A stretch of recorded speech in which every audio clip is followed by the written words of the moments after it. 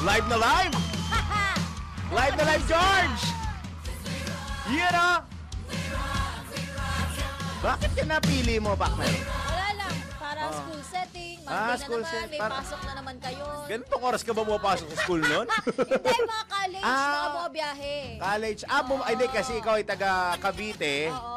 So, kailangan mong bumiyahe ng... At kailangan mo ako'y sa Moraita pa. kailangan mo makipagsagupaan. Hindi ka nag-dorm nun. Nag-dorm, pero may times na diretso ka na. Ay, hindi. Tsaka ano ka nga pala. Pandemic student ka nga pala. Oh, second Student year. student of the pandemic ka nga pala na second ano. year. Karamihan ng iyong ganap on your college year is college years are 1 year. isang taon lang. Oo. Tapos the rest nag-ano ka na, nagbi-mix up na. Hybrid? Hindi na, ano na nun. Tapos na pandemic, face-to-face na ulit. Ah, talaga? First year ako bago nag-lockdown. First year bago ka Oo. nag-lockdown. Tapos so second year ka, Online lockdown. class. Oo. Third year, Face-to-face na. may face-to-face na kagad nun? Oo. 20, ano ba yun? Ayoko na bilangin. 20 ME. Oo, tagal na din. Ay, kamusta weekend mo, partner? Alam ko, nagprograma ka kapon, lakang choice. Okay lang. Okay. Ikaw, kamusta weekend mo? Masaya naman weekend ko. Natulog ako ng 14 hours. Ang sakit nun sa ulo. Hindi, nalimpungatan ako 3 minutes. 3 minutes. Tapos bumalik ka ulit. Tapos tulog ako ulit, oo. sakit Noong Friday, yung mga nakapakinig nung Friday, andito pa ako ng alas 3 dahil yung si Senyor, kilala mo si Senyor, di ba? Oo, kilala Yung ko ganito. Yung ganito. Si Senyor, pag nakaupo ganito. Ako rin ganyan. Pag nakaupo ganito. Ayan, wala siya no Friday. Oo. Oo, pagka uwi ko mga 4:30.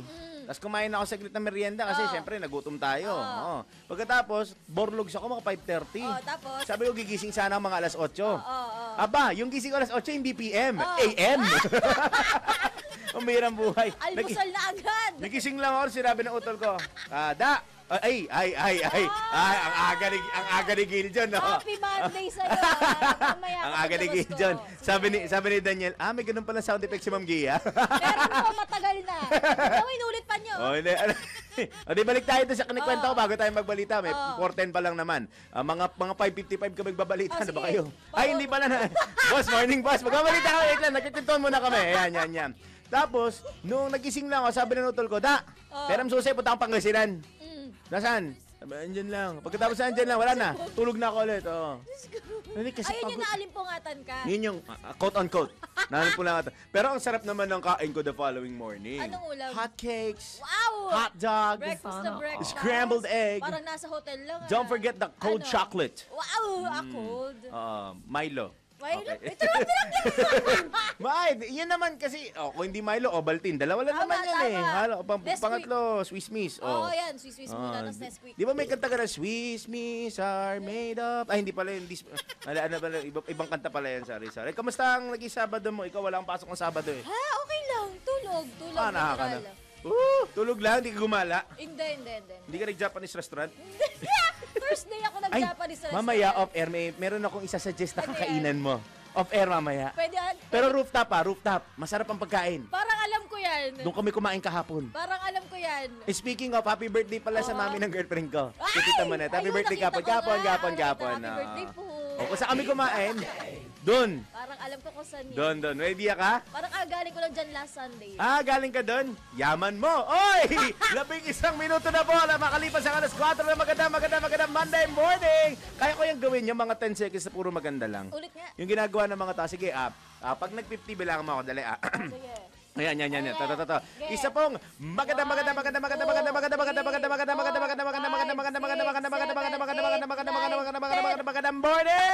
Kumasa. Morning! Monday. Ano, uto-uto? Monday po, gising. Bangon na po tayo. Good morning. morning. Sumasayin nyo na. Sumayin nyo palagi. At sumatin lahat. Wow! Habol mamaya, habol. darating na mamaya. Alam nyo, pagkagaling ka talagang Cavite at isa kang artista reporter, hahabol ka. Ayun. Paano schedule niya mahigpit? mahigpit eh. Oo naman, Tight hindi scale. basta-basta ginugulo si Mima. Si Mima. Hindi na flying eh, it's Mima. Mima Don't forget Antoine. mamaya kasama Good natin si morning. Mima Ton. Ito po ang panibagong Monday edition ng Pinoy Gising hanggang 6 in the morning po tayo sa DWIZ Alio Channel 23. Hindi po basta pumuti si Larmaine Barreto Siya ay nag-enjoy ng kanyang birthday. Yes, nag-birthday. Nung Sabado. Oo. Nag-birthday Sabado, sabi niya mag-ano daw muna siya. Mag-enjoy muna siya ng kanyang birthday with her hobby. So ibigay na natin ang hilig ni Madam. Tama naman. Kaya maaga ka uwi. Tama! Kami po muna nyo kasama, Daryl Justin. Sa ngalan po ni Maine Barreto, Gia Rafael. Pinoy Gising! 13 minuto na, 13 minutes makalipas ang alas 4 na magandang Monday morning. Dako na tayo sa nagigising na detalye ng mga balita.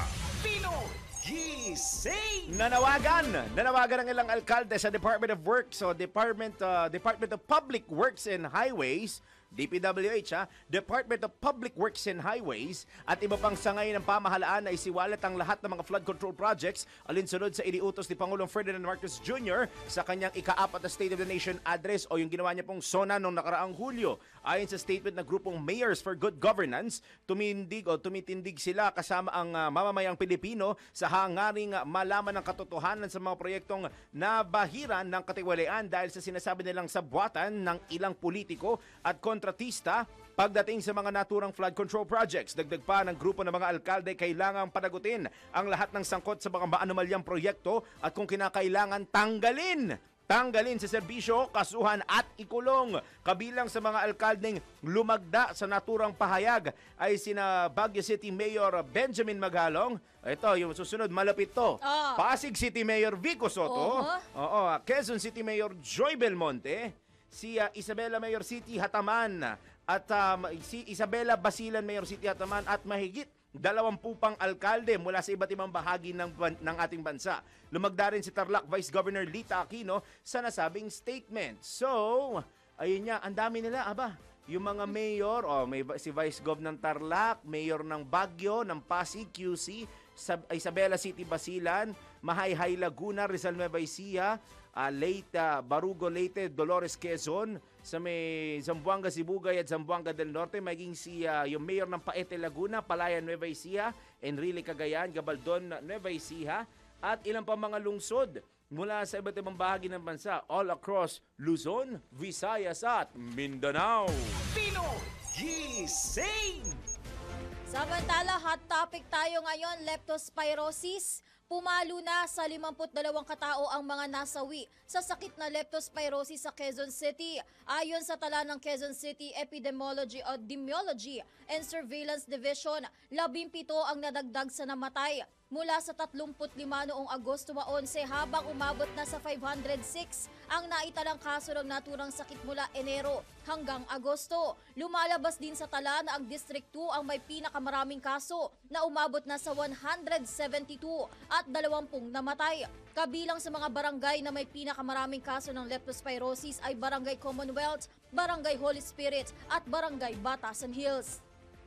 Pinoy Gising! 16 na minuto po, 16 minutes makalipas ang alas 4 na magandang Monday morning. Mahigit 170 kaso ng Human Immunodeficiency Virus o HIV infections ang naitala sa mga migrant workers mula Abril hanggang Hunyo ngayong taon. Ayon sa Department of Health o DOH, sa bilang na ito, 148 ang lalaki habang 23 naman po ang above. Ano above na ba?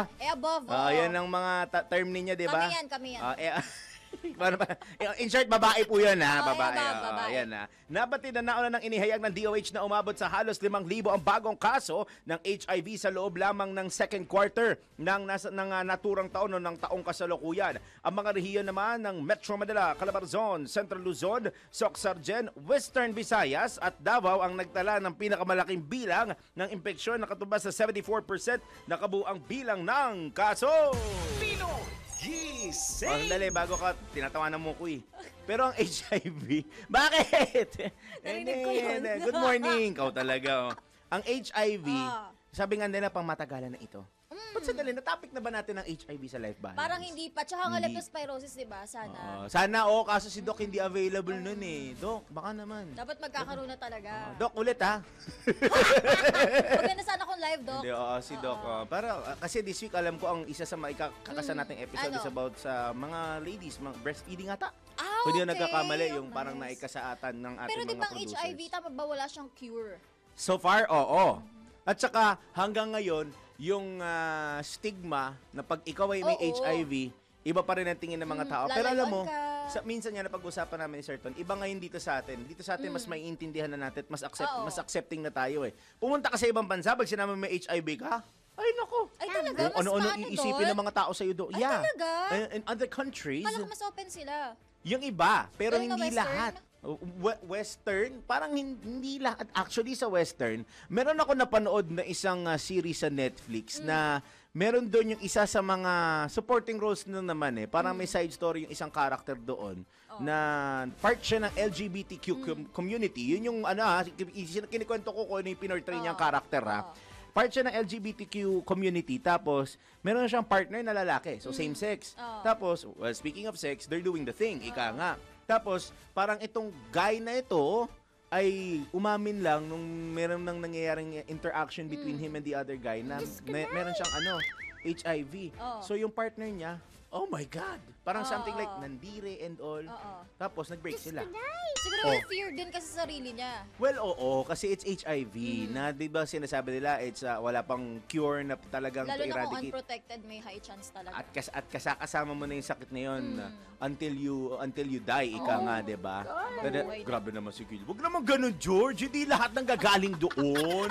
Oo. Kau talaga may oh God. Hindi, pero I mean, ang HIV ay isa pong seryosong sakit na una, dapat tinutulungan natin yung mga kababayan natin na hindi nila ma-feel na dinidiscriminate natin sila. Kasi walang sakit ang dapat na dinidiscriminate. Take note walang sakit. Kung anumang klaseng sakit yan, walang sakit ho ang dapat na dinidiscriminate. And at the same time, lahat ng may nararamdamang sakit, dapat po ikinakaling at tinutulungan. Kaya yung mga tao't nagtatago na lang eh. Oo. Dahil sa discrimination. Lalo na pag ganito mga sakit, yung mga sakit na sample lang ho HIV. Iba may psoriasis na very evident sa balat nila. Di ba? Sample lang po yun, ha? Sample lang po yun.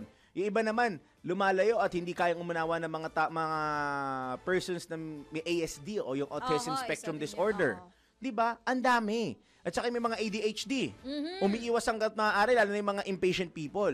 Pero ang dapat na una nating isipin, hindi nila ginugusto na magkaroon ng ganong klaseng Hindi naman sakit. nila hiningi yun. Exactly. Ay nagkataon na nandun sa kanila yun. So all we have to do is to understand them, to be there for them, lalo na kung mag-anak natin. Oo, lalo na pamilya. Diyos ko diba? po. Lalo na kung mag-anak natin and help them get through it. Milo naman. Ganun kasimple, diba?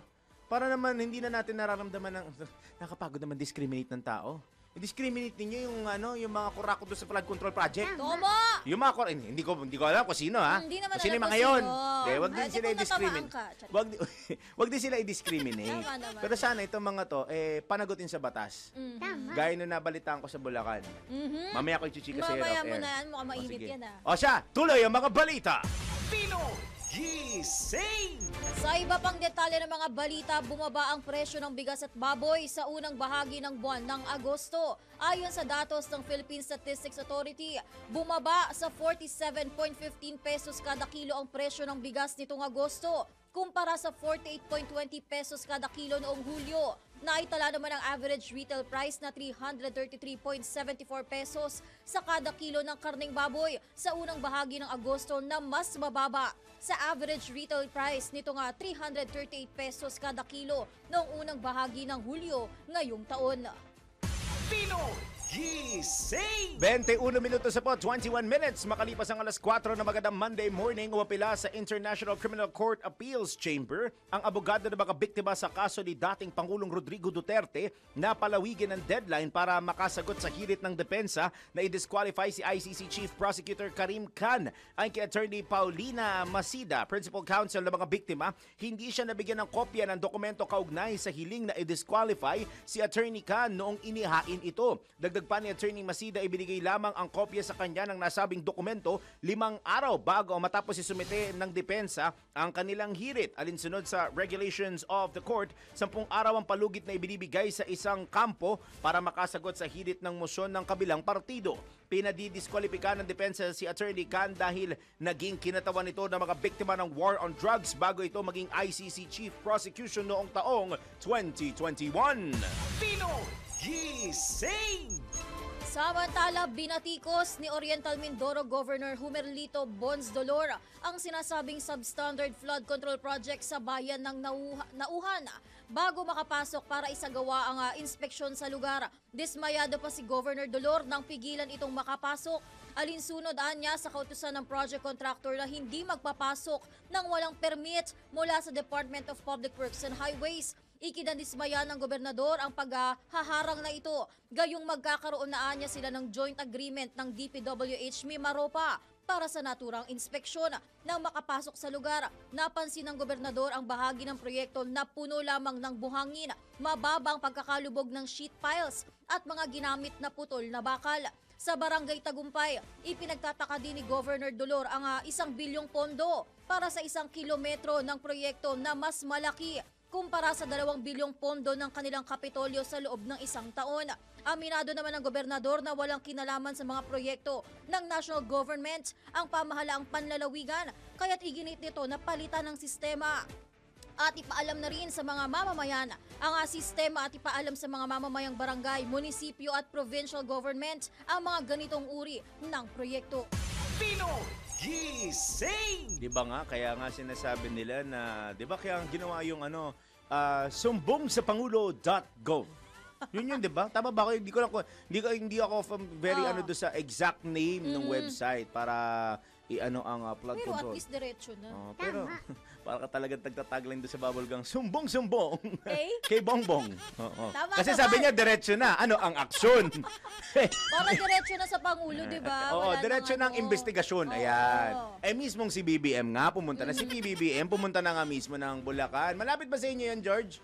Yung pinuntahan niya? Oo. 'Di ba? Tapos nalaman niya?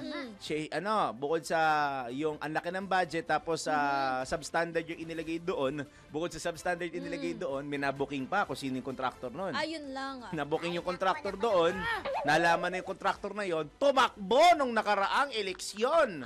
O, 'di ba?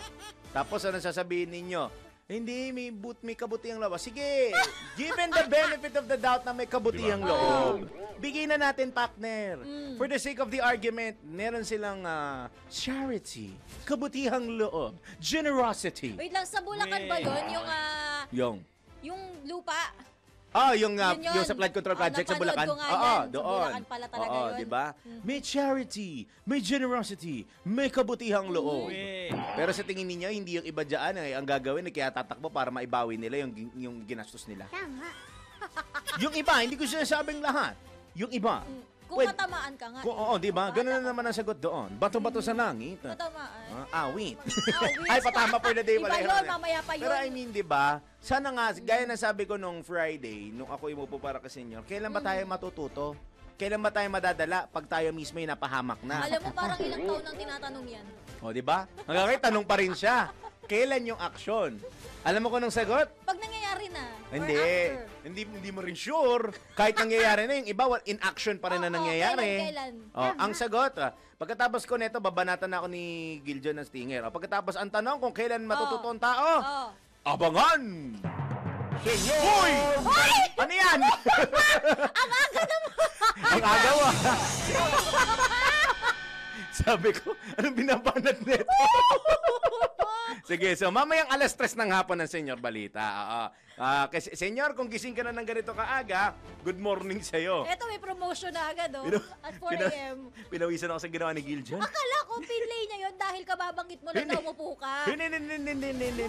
Hindi Sabi sadya. ko, Stinger talaga, literal Stinger. George, good morning! Hindi ko Happy mapakita. Monday! Basta, kape tayo. Pero ang sagot doon ay, abangan.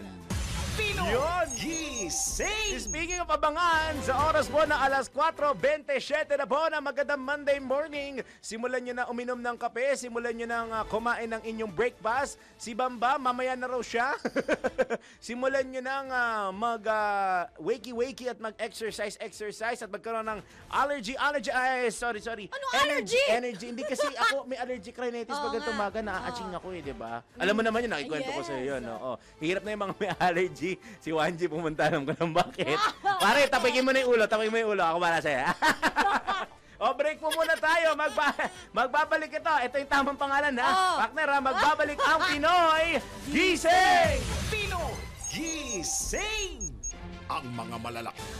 Pinoy Gising! Senyor! Ay, mali. Yung kasi. Kala ko, senyor! Ang aga pa eh. Senyor gising! Ganda matchup yun, di ba? Tulog Oo. pa yun. Paano kaya one time si senyor mag-relieve sa akin, no? Ano kaya mangyayari? Ikaw sa hapon. Hindi. Wala akong nare-absent ako. Kunwari nakalib ako. Oo. Senyor, palit na ba tayo? Ikaw naman sa umaga. Sa umaga, maraming report. Try natin siya yun nandito, no? Sige, pakusapan mo. Oo, tingnan natin. Tapos partner ni Seller may chasser. Na-imagine kumihima tapos si Senyor. Parang yung sa Marvel lang yan, What If? Yan, hindi ko pa napapanood. Napanood mo na ba yun? Hindi pa. Yung nasa Disney Plus. yung What If. Hindi kasi, Hindi, sabi nila maganda rin kasi literal na alternate universe. Ay, talaga? Oh, hindi ko alam si Bossing, ko alam niyo po, si Bossing Dennis Antenor Jr. Fan ng Marvel yan. Oo nga, pansin ko Oo. nga eh. Yung Fantastic Four. Ah. Naku, hindi ako nakapanood. Eh? Kwento niya sa akin. Maganda.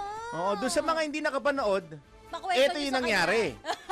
Nung opening, tanggap tayo ng mga report. DWIZ Patrol Report. O di ba ang ganda na nangyari, tumanggap ng Ay, ang report. ganda nun. Oo. Lumabong kaso ng leptospirosis ikinabahala kaya pinaiimbestigahan sa Senado. Sino nagpapaimbestiga nito? Alamin sa report ni Patrol 19 Sally Ortega Bueno. Nababahala Senator Raffy Tulfo sa patuloy na pagdami ng kaso ng leptospirosis sa mga flood-prone areas sa bansa. Kaya naghain din si Senator Tulfo ng Senate Resolution upang imbestigahan ng Senado ang tumataas na kaso ng leptospirosis.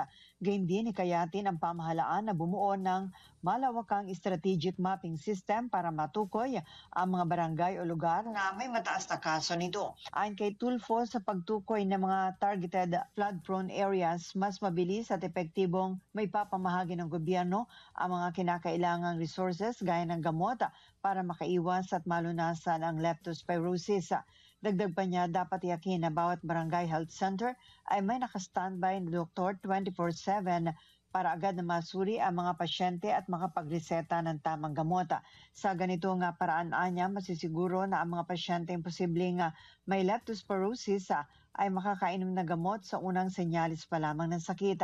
Batay sa datos ng Department of Health, sa gitna ng matinding pag-ulan at pagbaha mula June 8 hanggang August 7, umabot sa 2,396 ang opisyal na kaso ng leptospirosis sa government hospital at 52 sa mga pasyente ang pumanaw. Una rito naghain din si Neophyte Senator Camille Villar na resolusyon na nagsusulong na imbestigahan ng Senado ang nakakabahalang bilang ng leptospirosis sa bansa. Ito sa Patrol 19, Sally Ortega Bueno para sa impilang metodong lakas sa DWIC. Nagbabalita ng tama, naglilingkod ng tama. Kapag may bagong balita, naka-on air, agad-agad, DWIZ Patrol Report. Ngayon ko lang narinig ni ginamit ni Gildan yung Patrol Report. Ayan. O, bago tayo magpatuloy sa iba pa natin mga balita, bad news po, ang agang bad news nito.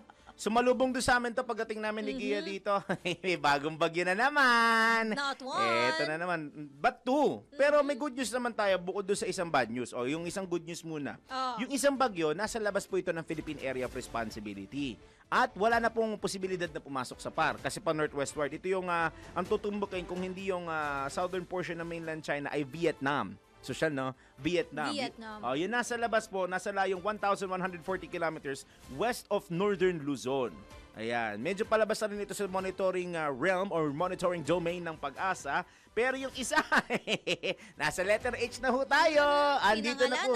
Nasa loob na po tayo ng, nasa loob po ito ng PAR. Kaya ang pangalan at factor ay Bagyong Huaning. Ayun. Literal na H. Huaning. Si Huaning, Huaning kanina ay namataan sa layong 535 kilometers, silangan-hilagang silangan ng Itbay at Batanes. May lakas ng hangin na aabot sa 45 kilometers per hour malapit sa gitna at pagbugsong aabot ng 55 kilometers per hour north-northwestward o hilagang kanluran ng kilos nito sa bilis na napakatulin, partner. 10 kilometers per hour. Parang nagprosesyon. Ayun. Mamaya maglalabas 5 o'clock, ha? Parang prosesyon eh. No? 5 o'clock ng umaga po ang unang tropical cyclone bulletin ng Pag-asa ukol dito kay Bagyong Waning. At pag may nakuha tayong update, syempre, gaya nga na sabi ng Stingan kanina, may report agad-agad. Saan na ba mapapakinggan yung report, partner? Sa istasyon na WIZ. Pinoy Gising! Alas 4:37 ng morning. Sa iba pa nating balita, bago natin puntahan yung iba nating report sa labas ng himpilan, ipinag-utos ng Commission on Audit o COA ang fraud audit sa mga flood control projects sa lalawigan ng Bulacan na tinamaan ng mga nagdaang baha upang panagutin sa mga palpak na proyekto sa buong bansa. Batay sa nakasaad sa memo na inilabas ng COA, lahat ng supervising auditors at audit team leaders ng Department of Public Works and Highways District Offices sa Region 3 ay inaatasan na magsumite ng lahat ng kaukulang dokumentong kailangan para sa fraud audit. Pinatitiyak din ng kanilang kakayahang tumulong sa mga tauhan ng ahensya anumang oras sa panahon ng pag-audit. Saklaw na sa kautusan ang mga flood control projects sa DPWH sa lalawigan na nakatanggap ng 44 na bilyong piso para sa flood control projects na siyang may pinakamalaking bahagi ng pondo sa naturang rehiyon. Pinoy Gising! Samantala, umaasa si Senador Vicente Tito Soto, the third na ang concurrent resolution na inaprubahan ng Senado ay magiging daan upang mawala ang mga issue ng katiwalian sa pambansang budget sa susunod na taon. Sinabi mismo ni Senator Soto sa DWIZ na ang naturang resolusyon ay malaking hakbang upang pigilan ang korupsyon pagdating sa pambansang budget. Layon ng concurrent resolution na siguraduhing may accountability at transparency pagdating sa pagproseso at pag-aproba sa 2026 budget. Well, hopefully, that is a very giant step para mapigilan. Ngayon, sisiguruhin lang natin na nakaka-attend kami at sinusunod yung resolusyon na yan dahil yan ay magiging kapera lang yan kapag hindi sinunod. Nakikita ng mga kababayan natin, merong live streaming, lahat ng gustong makialam doon sa panunood ay makikita nila. Iginiit din ng senador na dapat may kaparehong concurrent resolution din sa Kamara dahil joint resolution nito. Siguro dahil joint nga yun Joint resolution yun Hindi ko alam kung sino sa kanila ang nag-file niyan. Pero it being a joint resolution, that means kailangan yun para both houses approve. Yan po ang tinig ni Senador Tito Soto III sa panayam ng DWIZ. Pinoy Gising! Sa ganap na 4:39 po ng magandang umaga, ronda po tayo sa probinsya. Ronda Probinsya. Dalawang insidente ng pasalo scam na aksyonan ng Bombon PNP sa Camarines Sur. Ang detalye mula kay Kuyang Melvin Machado. Dalawang insidente ng pasalo scam o pagbenta ng isang sasakyan na kulang sa papeles at ipagpapatuloy ang paghulog sa balanse nito ng nakabili o bagong may-ari ang inaksyonan ng Bombon Municipal Police Station. Dumulog sa impila ng pulisya ang dalawang lalaki na umano'y taga Tondo, Manila upang i-recover ang isang grayish blue metallic Toyota Vios na pag-ari ng isang Ken Mark Principe Palma na natukoy sa pamamagitan ng GPS na nasa barangay San Jose, Bombon, Camarines Sur. Sa pag-iimbestiga ng mga otoridad, legal ang papeles na hawak ni Ken Mark Principe Palma para sa naturang sasakyan na umano'y nawawala at ngayon nasa pangangalaga ng isang alias Dante na umamin na naibenta sa kanya nitong August 14, 2025 na walang kaukulang dokumento. Kusang loob na ibinigay ni alias Dante ang sasakyan sa tunay na may-ari nito.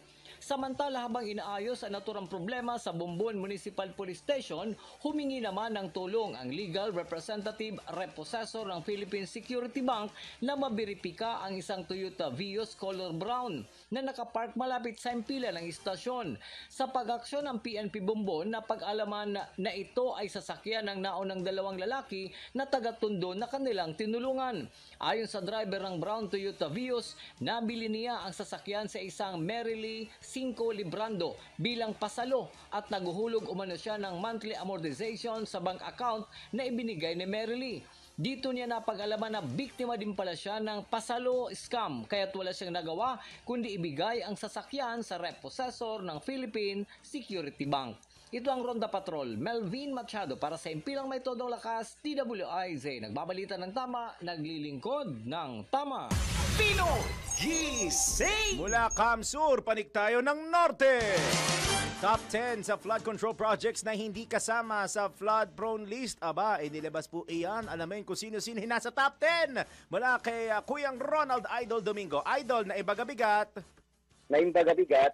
Kasama ang Isabela sa top 10 province na may pinakamaraming flood control projects ayon sa datos na ibinahagi ni Pangulong Ferdinand Bongbong Marcos Jr. Gayunpaman, hindi kabilang ang lalawigan sa talaan ng National Adaptation Plan bilang isa sa pinaka flood-prone province sa bansa.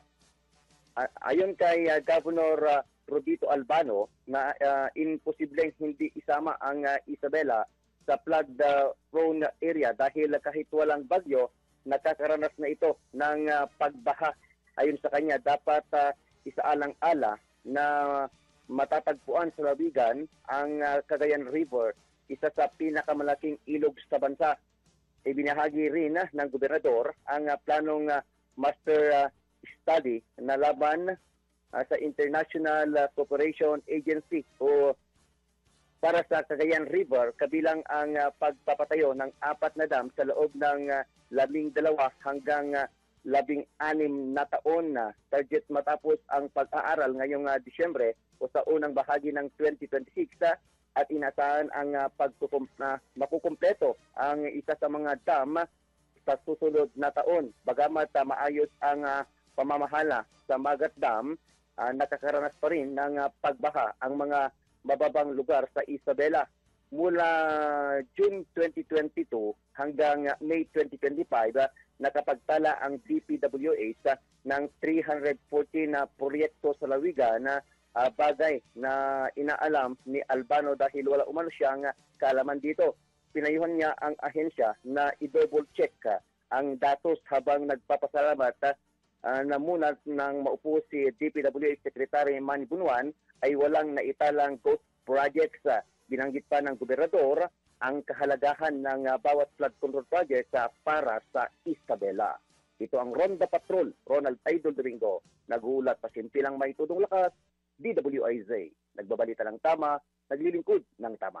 Pinoy Gising! Nung nakita ko yung lead ko yung Ronald, sabi ko, top 10. Parang pamilyar yung mga listahan. Gusto ko yung mga top 10 list na yan eh, no? Parang may naisip tuloy yung pwede kong gawin sa home radio naman. Ano Hindi, on a lighter side naman, sa home radio ano naman. ika-top 10 Hindi, mo? mga question of the day kasi ako doon eh. So, pwede siya ewan ko, mai-integrate ako ng something na abangan nila. Kung gusto niyo ako marinig sa home, 6 to 8 a.m., Monday to Friday. Ayun. Good morning talaga sa'yo. Ay, good morning sa inyong lahat. Mahal ko kayo. Saan galing yun? Mahal ko kayo. Bakit di mo ba mahal mga listeners natin? Mahal! Of course. Kaya tayo oo. gumigising ng maaga. Bigyan kita ng teaser. Isa nga, tawag sa'yo, life coach eh. Pero mamaya na tayo babate, ha? Mamaya na. Baka Pero manibago thank you naman sila sa pa-life coach. Oo, mamaya- Feeling ko ganadong-ganado ako sa buhay. On a Monday morning, ano sabi mo kanina? Ayoko pa. Huwag ka maingay. Ay, sorry. Life coach nga ako ngayon. Dahil wag tayo maingay, sakto, impunto 15 minutos na lamang po bago mag-alas 5 ng AM, LPI, NBA at ang ating showbiz for this morning sa pagbabalik ng Pinoy Gising! Pinoy Gising! Okay, balik tayo. Pinoy Gising po sa DWIZ Taliw Channel 23. Siyam at kalahating minuto bago mag 5 a.m. Bago tayo mag-NBA partner, on an ideal day na nasa bahay ka, tapos pagluluto ko lang ng pagkain, ano ang ideal breakfast mo? Gusto ko lang malaman. Kasi gutom na ako eh. Pancake. Pancake. O kaya sausage. Panong sausage? Kasi may Vienna sausage, may yung Kinakain gusto ko yan ng hilaw. yung gusto ni Mima yung sausage na pumuputok. Meron yun, oo. Yun nasa Thailand daw. Tanong mo sa kanya mamaya kung pumuputok ang sausage. Pinritong sausage, pritong tapos medyo sausage. tostado. Plain rice o sangag? Plain. Plain. At ang paborito ko sa lahat, daing. Ano? Daing. Laing. Daing. Daing. Oo. Kala ko laing. Kasi kung laing, kakantahan natin mamaya Kakanta ka na naman. si Kuyang Melvin. Dahil wala pa yung laing. Ba't ikaw, ano bang almusal mo? Danggit! Danggit. Alam mo yan. With? Garlic rice and scrambled egg. O kaya champurado. Pero kung hindi kanin, actually pati bacon, egg and rice is good with me. Pero wow, it's good with me. American. Pero kung walang kanin, pandesal. Oh, naman. Isasawsaw sa either kape o mainit na tsokolate. Alam mo, iba tuloy naisip ko sa pandesal. Ano naman, liver spread, oh, di ba? Kilala na kita. O siya, mag-segment na nga tayo sa ating NBI. Oy, mga fixer sa ahensya ng gobyerno. Ngayon mo lang ba nalaman, partner, bawal itech? Hindi, matagal na. Bawal itsay na ako. Bawal po ito, ha? Alamin ang parusa at karapatan ninyo sa NBI. Nako, bawal ito. Alamin kung bawal o hindi. Dahil kung di mo alam to, kaso ang kakaharapin mo sa NBI. Nako, bawal ito.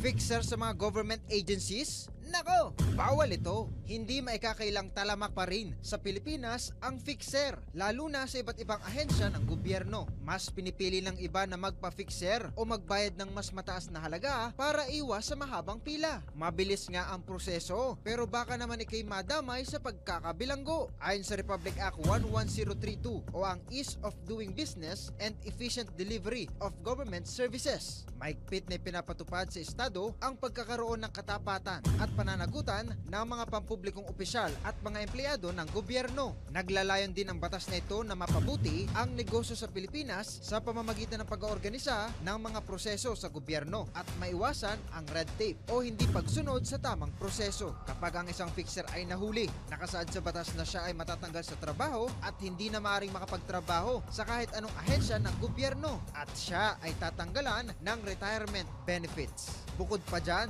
ang sinumang lumabag ay makukulong ng mula 1 taon hanggang 6 na taon at magmumulta ng 500,000 piso hanggang 2 milyong piso. Huwag tangkilikin ang mga fixer, lumaban ng patas at dumaan sa tamang proseso para hindi ka masabihan ng, nako, bawal ito. Pinoy Gising! O, eto mo ang kailangan ko to. Eto daw, Ang totoo lalaki nga ba? babae yan. Totoo nga ba na nakakagaling ng pimples o tigyawat sa ang toothpaste? Patunayan natin yan sa LPI. Let's prove it. Bago maniwala sa mga claim na yan, patunayan na yan sa Let's Prove It! Isa ang pagkakaroon ng tagyawat sa mukha sa pagbaba ng self-confidence ng isang tao. Kaya naman, handa kang gawin ang lahat para lang mawala ito. Sabi nila, para hindi ka raw gumastos ng malaki, lagyan ng white toothpaste ang bahagi ng mukha ng may tagyawat. Talaga nga bang nakakatulong ito? Tara, let's prove it! Ayon sa mga eksperto, nagkakatigyawat ang isang tao kapag may inflammation ng hair follicles at oil glands ng balat. Kasi kapag merong excess production ng oil, kumakalat ang bakterya na siyang nagiging sanhi ng inflammation. Ilan sa mga dahilan ng acne ay genes, pagbabago ng hormone sa katawan, processed food and drinks, mga produktong ginagamit sa mukha at batok, at lalong-lalo na ang stress. Ayon kay Dr. Zarla Flores ng Philippine Dermatological Society, ang toothpaste ay naglalaman ng hydrogen peroxide, baking soda, essential oils at triclosan na talaga namang merong drying effect kapag ginamit. Ngunit dahil naglalaman nga ang toothpaste ng very drying substances, baka sa halip na matugunan ang main cause ng acne, baka mas maging cause pa ito ng irritation sa ating skin at lalong lumala. Kaya mas advisable raw na gumamit na lamang ng mga over-the-counter medicine o kaya magpatingin sa mga espesyalista. Dagdag pa niya na huwag magmadali sa paggamot ng mga tagyawat dahil maaring tumagal ng 4 to 8 weeks bago umepekto ang gamot. Kaya kung wala ka pang budget para magpa-derma, here are some tips para makaiwas sa tagyawat. Panatilihin ang proper hygiene. Umiwas sa mga mamantika at matatamis na pagkain. Matulog sa tamang oras. At kung may tumutubong tagyawat, huwag na huwag itong puputukin. Bago maniwala sa mga claim na yan, patunayan na yan sa Let's Prove It! Pinoy Gising! At ito na nga sa ating una si Guadalajara Showbiz, si Roderick Paulate. Abay, marami raw pong tinanggihan na gay roles. Why oh why? Alamin na natin. Ito na si Mima! Ito ang Showbiz News mula kay Mima Anton. Mga latest na pinag-uusapan, mga latest na pinagchichismisan. Pinoy Gising! Showbiz Spotted! Ay, ito na! Ayun na, good morning, ganda! Good morning, Bamakino! Ay, thank you. Huwag niyo kalimutan si Mayor. Mayor!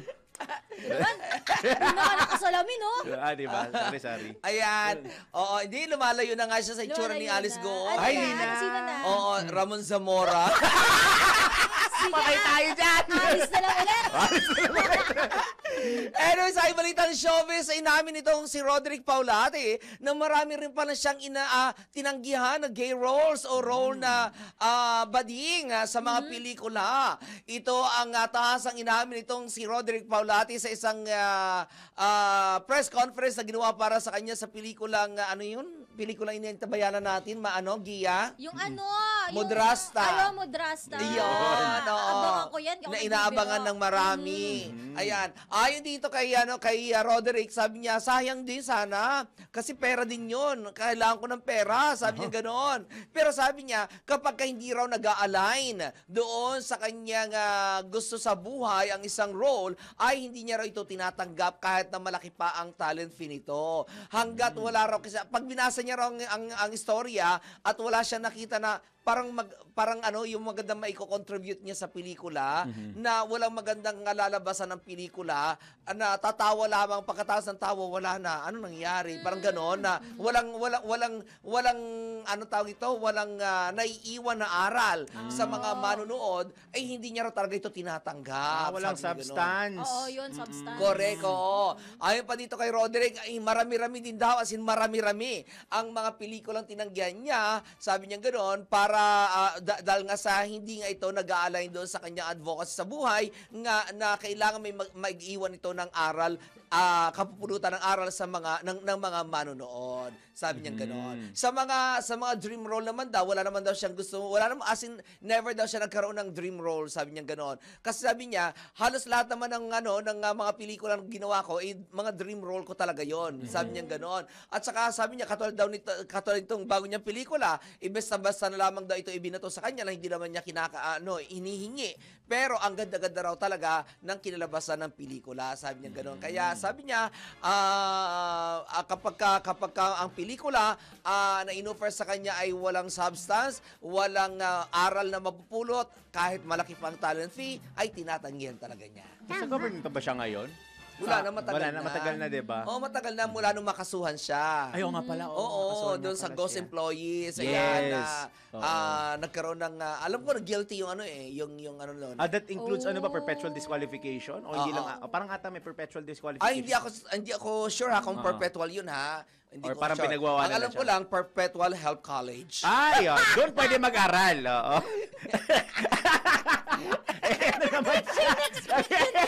Oo, tawag doon segway. So, Alam mo si na. Roderick ayaw ng patawa lang. Gusto may impact. Oo, may impact. At saka karamihan naman mga artista gusto nila yung may contribution talaga. Hindi lang yung basta for fame or whatnot. Yung iba. Kasi kung ako nag-artista, kahit walang ano yan, pera ka rin yan. Basta ang importante, yumaman. Oo, at saka may charity ko yan sa 13.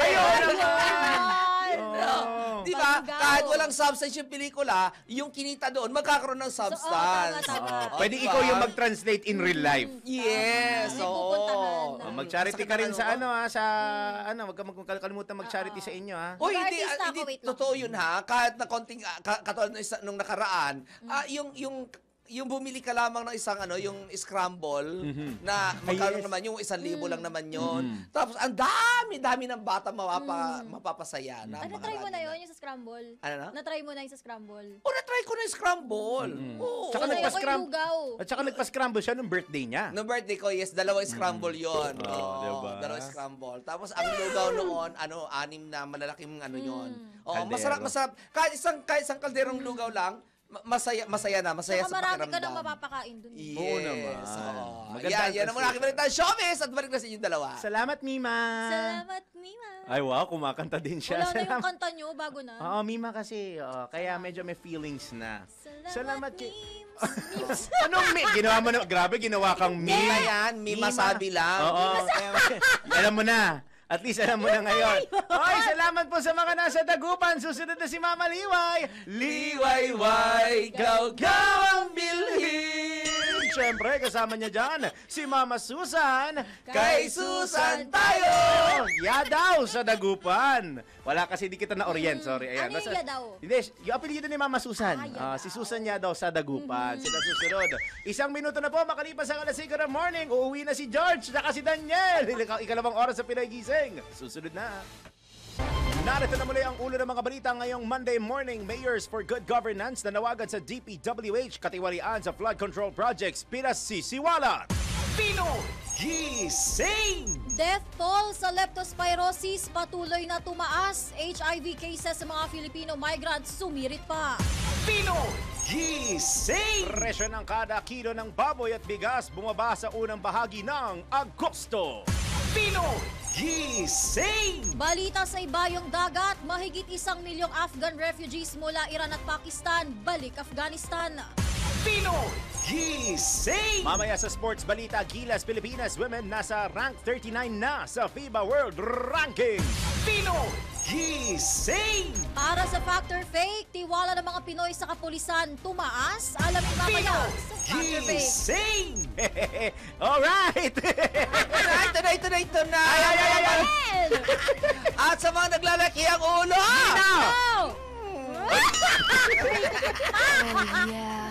Nang mga balitang showbiz, si Bella Padilla nagreklamo sa sobrang taas ng tax ng kanyang mga binili abroad. Pinoy Gising! Sa isa pang malaking ulo!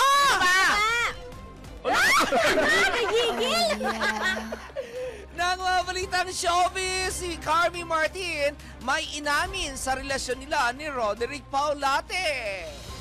Gisingin ang mga uga, gisingin ang mga dugo. Kasama sina Daryl Justin at Larmaine Barreto sa Pinoy Gising! Ito na po, 7 minuto, 7 minutes, makalipas ang alas 5 ng magandang Monday morning. Dako na tayo sa detalye ng mga balita.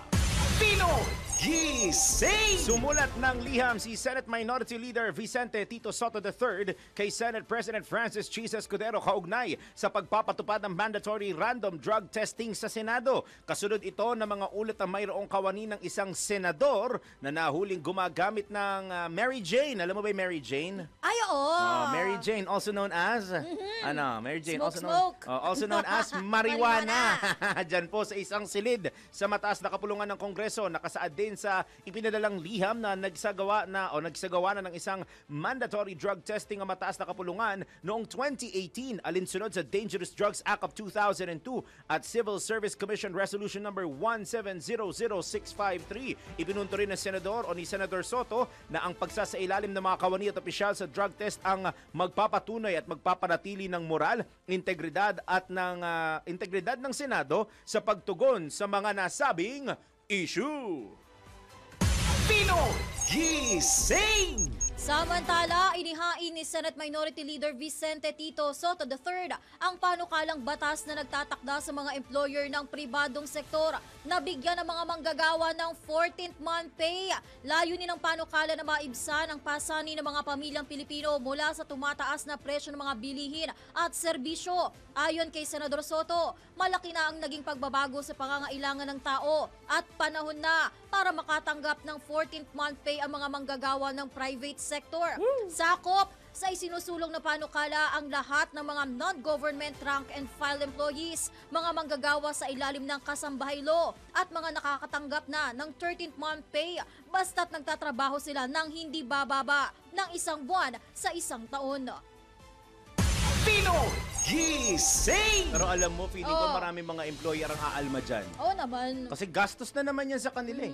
Pero isipin mo naman yung magiging ginhawa. Alam mo, naniniwala ako sa prinsipyo, partner, na pag nirewardan mo yung mga empleyado mo, mas magiging productive sila, mas mapapakinabangan sila ng mga bossing at ng mga employer nila kung mas bibigyan nyo sila ng hindi lang benepisyo eh. Kumbaga, parang incentive. Kung bibigyan mo ng incentive ang isang empleyado, mas gaganahan sila magtrabaho. Oo, ganado ka magtrabaho pag alam mong yung pay mo sapat o tama sa efforts na binibigay mo. Tingnan mo, partner. For example, nung time ng pandemic, karamihan ng mga kumpanya nag-offer or naglatag ng work from home arrangement kasi maraming hindi pwede lumabas noon. Sabi ni Kim Chiu, di ba, bawal lumabas. Gaya sa classroom, may batas. Pero totoo naman, bawal lumabas, di ba? So yung iba, nagbigay ng work from home arrangements, bukod mismo doon sa sahod na tinatanggap nila, syempre, nakatipid yung mga employer nila. Kuryente. Ang dami nila, di lang kuryente, mga utilities, kuryente, internet, tubig, nung mga kumpanya, ng mga workplaces nila, which help them save up. So, save up is equals to additional incentives. Oo, yung ibabayad nyo sa mga utilities, pambayad na lang sa empleyado. Sa hashtag bonus. Di ba? Bonus Sa na hashtag lang, ha? bonus na ibigay sa mga employee. May ilan akong alam na mga kumpanya na nag-offer ng 14th month pay. Sarap. Take note, yung in-offer na ng 14th month pay is mandatory. Ay, wow! Or kasama talaga dun sa guaranteed pala, hindi mandatory. Kasi pag sinabi natin mandatory, parang minandato ng batas. Guaranteed. Ginaguarantee ng mga kumpanya na bibigyan sila ng additional 1 month pay o 1 month worth of pay depende sa kumpanya kung magbibigay talaga. Pero meron ako napuntahan na nagbigay. Ang sarap sa pakiramdam nun, di ba? Oo naman. Na malaking tulong ho yun sa mga empleyado. Alam ko may konting pasakit sa mga employers yun. Pero sa panahon ngayon na napakaliit pa rin na sinasahod ng kababayan natin at tumataas. Nag-i-inflate. Di ba? Nag-i-inflate ang presyo. Parang may nabalitaan ka na ba doon sa sa wage hike? Alam ko yung 50 pesos umarangkada na.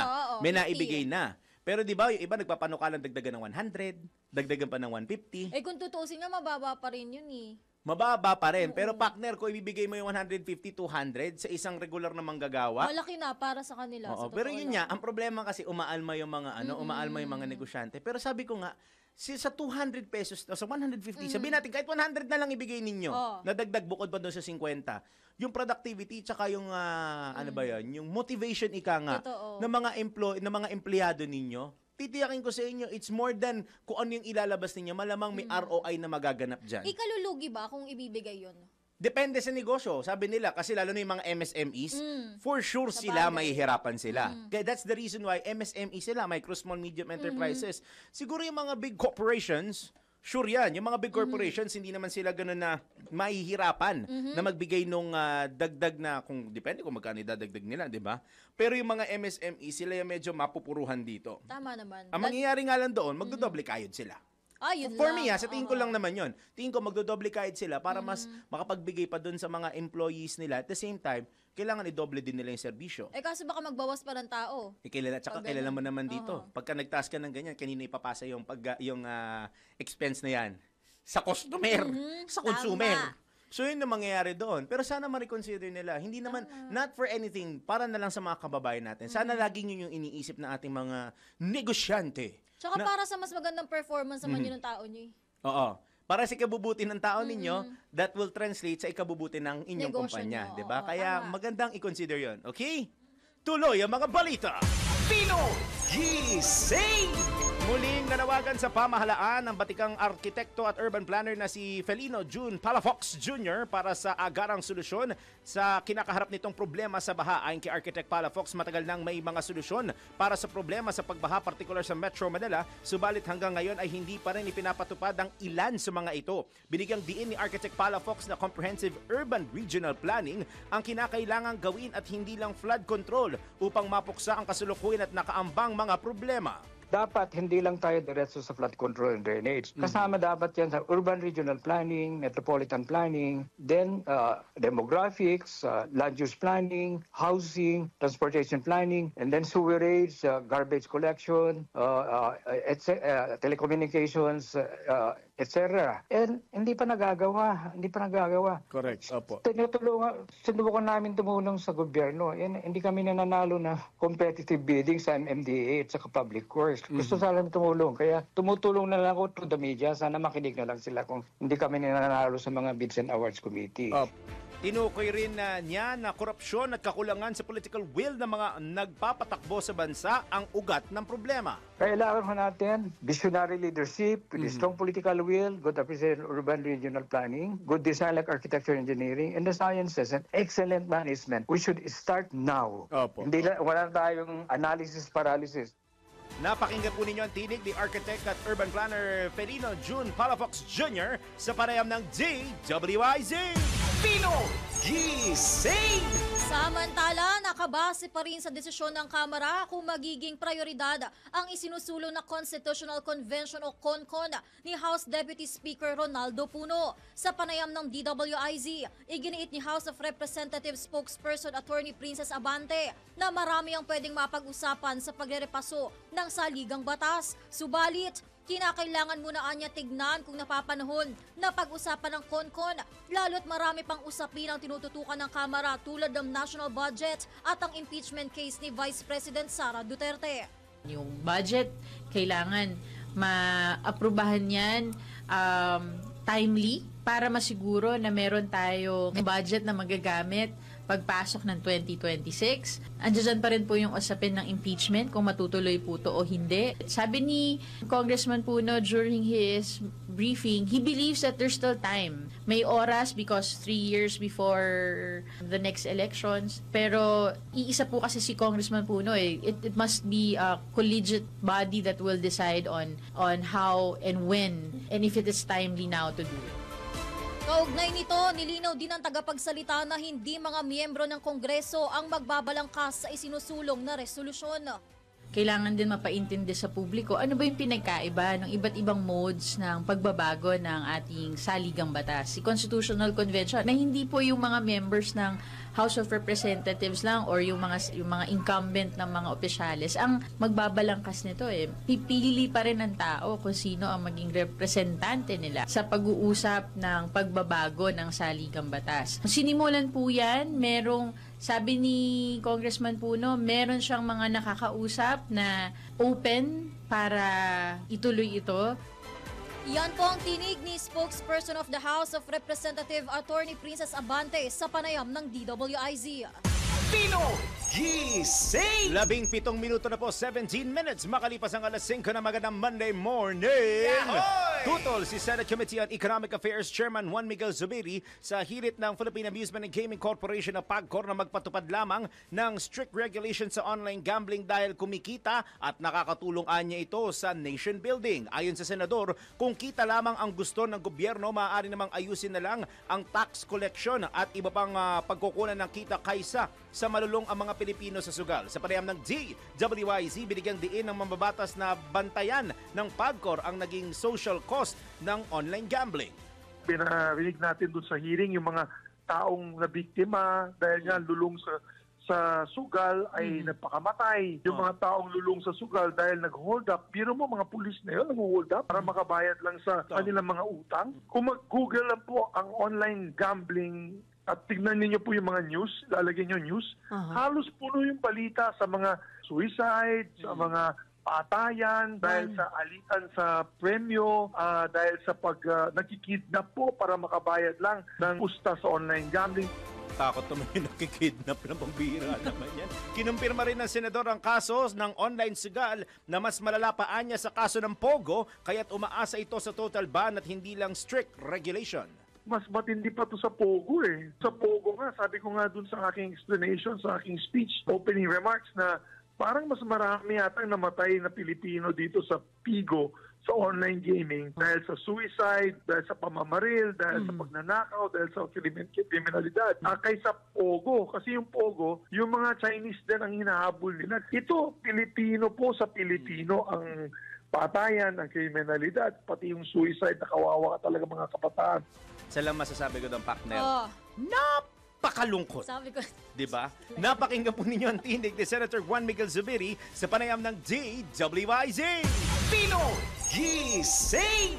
Sa iba pang detalye ng balita, isa sa ilalim ni Senador Juan Miguel Zubiri ang kanyang buong opisina sa mandatory drug testing ngayong araw. Ito'y bilang pagtalima sa nabanggit ni Senate Minority Leader Tito Soto na magkaroon ng random drug testing ang Senado kasunod ng report na nagsasabing mayroong staff ng isang senador na gumagamit ng marijuana sa loob mismo ng Senado. Sa panayam ng DWIZ, kinumpirma ni Senator Zubiri na siya mismo ang unang sasalang sa drug testing at inaanyayahan din ng mga kapwa-senador para mawala na ang duda ng publiko.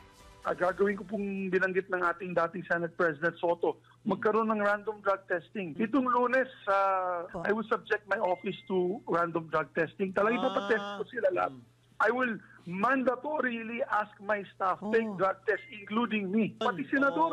Tama natin para wala nang duda. Hihimukin din ng senador ang minority bloc na sumunod sa hakbangin na tumayo bilang magandang halimbawa sa ibang opisyal at sa publiko, lalo't inaasahang hindi lalabag sa batas ang mismong gumagawa ng batas. Ang masasabi ko lang, yung sa sarili ko, and I think, of course, I'll encourage my fellow members of the minority, maganda sigurong hakbang at halimbawa, pakita ng mga member ng minority na mag-random drug testing po kami doon sa aming mga opisina at sa aming sarili para sa ganoon na ipakita natin na wala po tayong tinatago at wala po tayong tinatakutan, lalo na sa pag-implement ng anti-drug program. So I will take the lead also on Monday at magpapadrug testing po kami sa aming opisina. Yan po ang tinig ni Senador Juan Miguel Zubiri sa panayam ng DWIZ.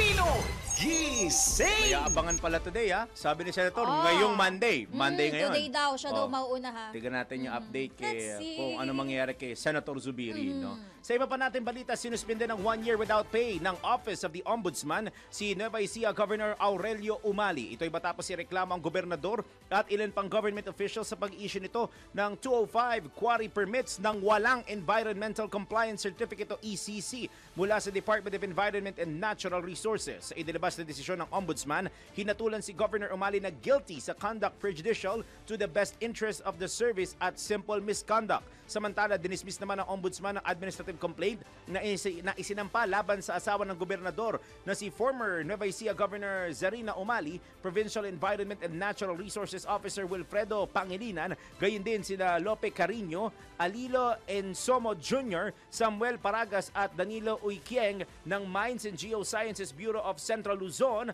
dahil po sa kakulangan ng ebidensya.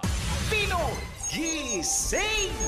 Para naman sa ating Factor Fake, may patutunayan. Tiwala ng mga Pinoy sa kapulisan tumaas. Alamin natin kung totoo nga ba yan dito sa Factor Fake Report. Sa pagkakatalaga kay General Nicolas Torre III bilang hepe ng Philippine National Police, ilan sa kanilang mga programa ang unti-unting ibinabalik. Kasunod na rin ito ng utos ni Pangulong Ferdinand Marcos Jr. na tiyakin ang seguridad at kaligtasan ng bawat Pilipino. Dahil dito, may mga ulat na muling tumaas daw ang tiwala at kumpiyansa ng mga Pinoy sa pambansang pulisya. Mayroon nga ba itong katotohanan? Alamin dito sa Fact or Fake. Alamin mo na kung tama o mali, kung totoo o hindi. Walang peke. DWIZ Fact or Fake.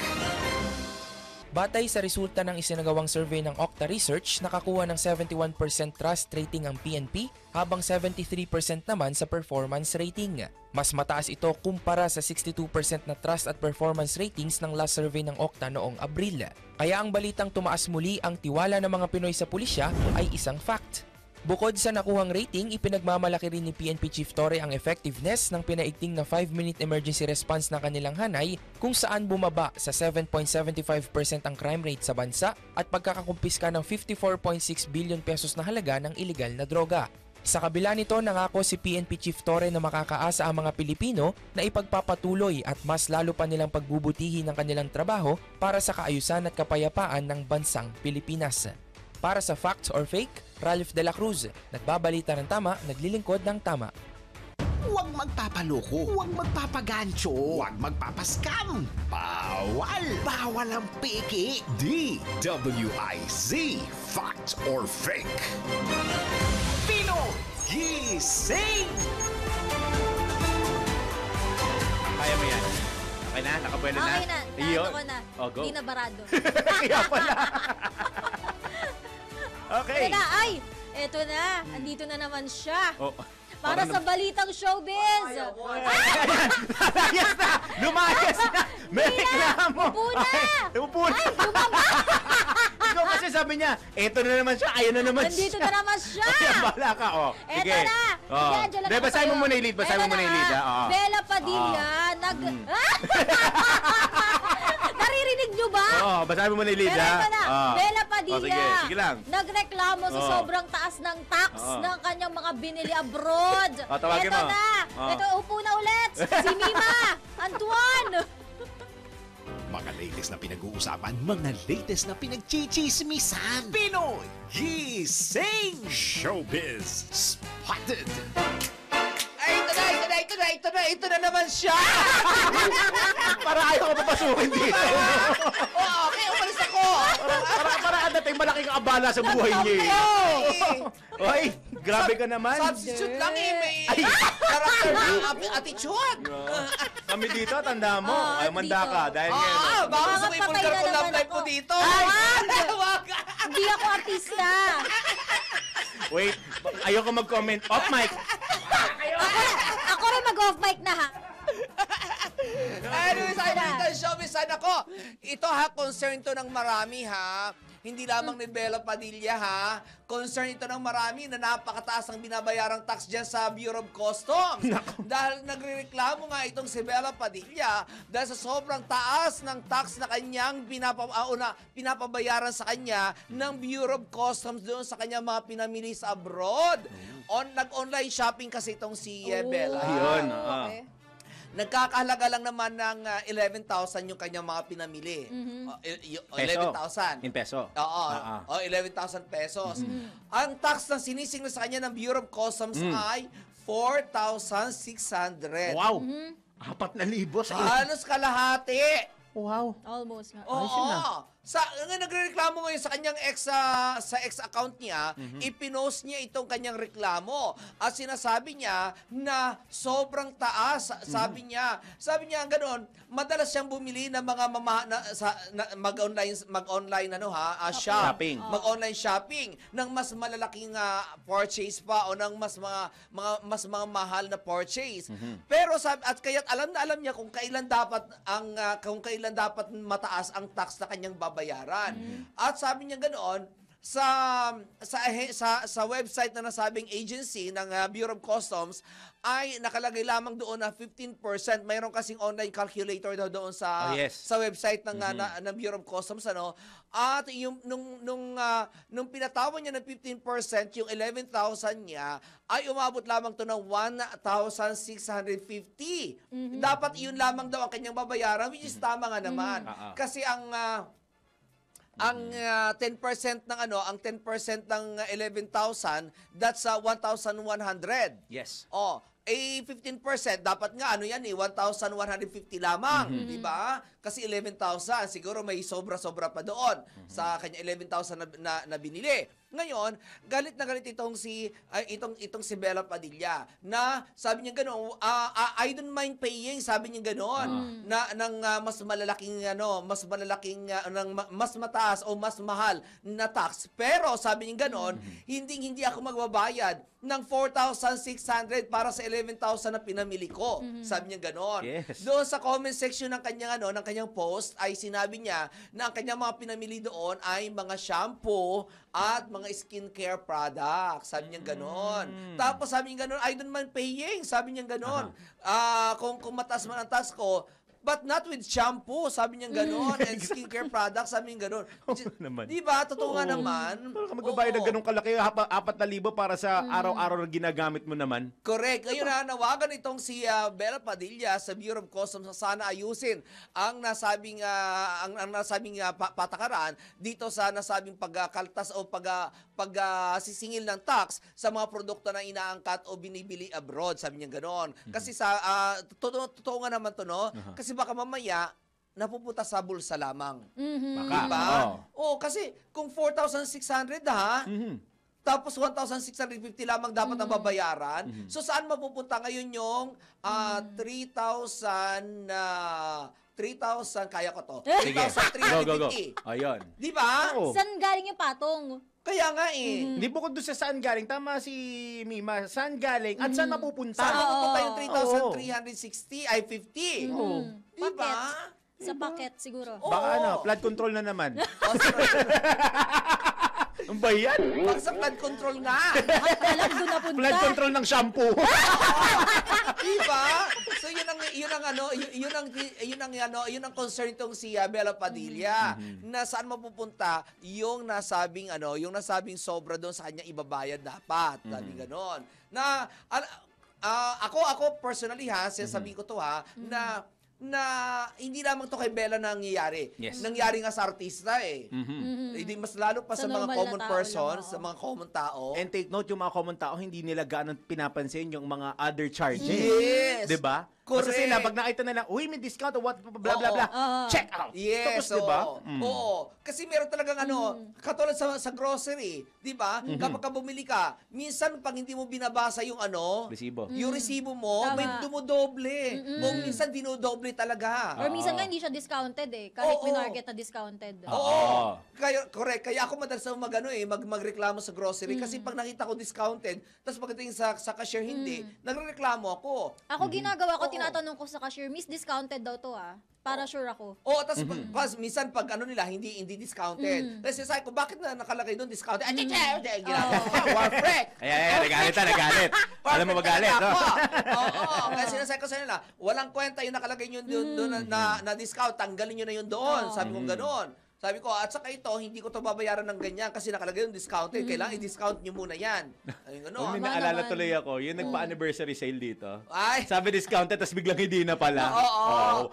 Lahat ng nilagay namin sa basket, tanggal! Oo, binalik lahat. Diba? Oo, huwag na natin banggitin ang pangalan ng 7-Eleven. Huwag ko babanggitin, ha? Oo. Huwag ko babanggitin. Huwag natin banggitin ang pangalan ng 7-Eleven. Hindi naman nila alam na sila yun, eh. Hindi naman alam ko sa branch. Oh, yes. Hindi talaga natin sasabihin na taga-Orambo tayo. Hindi yan sinasabi ko anong branch, pero taga-Orambo tayo. Yun yung pupunta mo tayo ng Kalinto para bumili sa 7-Eleven. Yun yung tahanan na estasyon, yun yung barangay natin, Oranbo. Yes, Hindi namin sinabi yung branch. Yung barangay lang. Yari. Booking. Anyway, yan ang muna balita. Ako dapat dapat ayusin to ng Bureau of Customs, hindi because, not because Bella Padilla nagrereklamo, kundi because, Ayan. Ay! Grabe, matanda na naman, no? Ayan na. Alam ko kasi ang mga sumisilip si Jose Marichan lang. Oo. Hindi pala matandang Jose Marichan.